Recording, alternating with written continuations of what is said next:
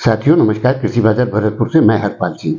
साथियों, जैसा कि आप लोगों के कमेंट्स मिल रहे थे कि ग्वार के बारे में चर्चा की जाए, तो साथियों आज ग्वार के विषय में चर्चा करते हैं। जैसा मैंने पिछली वीडियो में भी बताया था कि वैसे तो ग्वार का जो सामान्य तौर पर इस्तेमाल जो होता है वो बहुत बहुत सारी चीज़ों में होता है, जैसे कॉस्मेटिक से लेकर के मेडिसन, पेपर, यानी कि खनिज।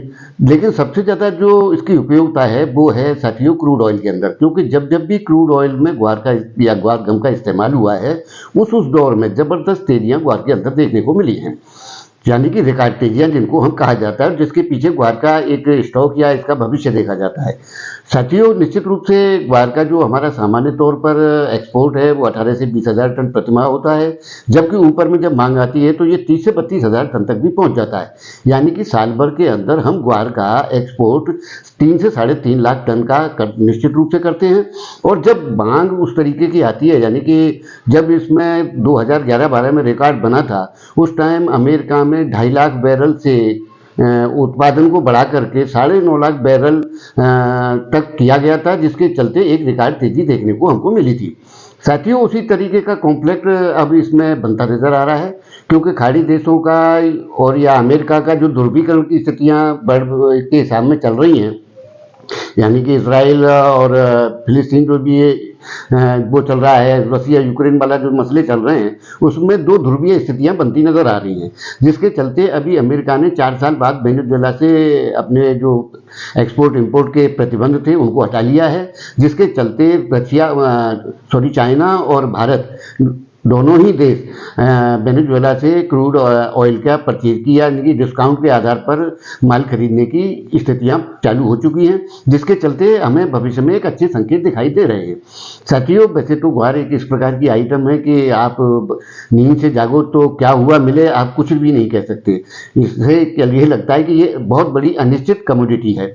लेकिन साथियों जैसा कि हमने कहा था कि ग्वार का जो नया बॉटम लेवल है वो 5400-5500 रुपये का बन गया है, जो पहले 5,500 रुपये का हुआ करता था। अब इससे नीचे ग्वार नहीं जा सकती, इसलिए ये जो समय है ये गोल्डन पीरियड है ग्वार के स्टॉक के लिए।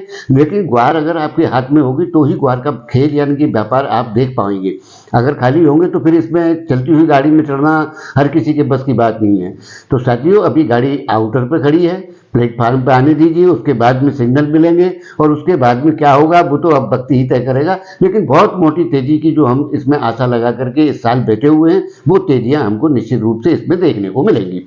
साथियों जैसा कि कहा जाता है कि ग्वार एक इस प्रकार की अनिश्चित कमोडिटी है कि ये कब किस रूप में कितनी हाइपर हो जाए कि आप उसको फिर पकड़ना बेहद नामुमकिन है। अगर आप इसमें हैं तो आप ऊपर के भाव में भी इसमें लेवाली में बने रह सकते हैं, खाली हाथ रहने से ग्वार का व्यापार नहीं किया जा सकता। साथियों निश्चित रूप से अच्छा समय का दौर की जो हमने संभावनाएं पहले से प्रकट करते आ रहे हैं उस तरीके की स्थितियां बनती जा रही हैं, और निश्चित रूप से आगामी दौर में उसके असर भी देखने को मिलना प्रारंभ हो जाएंगे। साथियों वैसे इसके बारे में जो कहा जाता है कि एक लाइन कही जाती है, नीरज जी की लाइन है कि कारवां गुजर गया गुबार देखते रहे।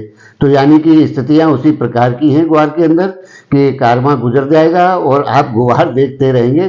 तो साथियों उम्मीद करते हैं कि आप लोगों को हमारी वीडियोएं अच्छी लगती हों, तो हमें कमेंट बॉक्स में ज़रूर बताएं। तब तक के लिए कृषि बाजार की ओर से आप सभी का बहुत बहुत आभार, धन्यवाद।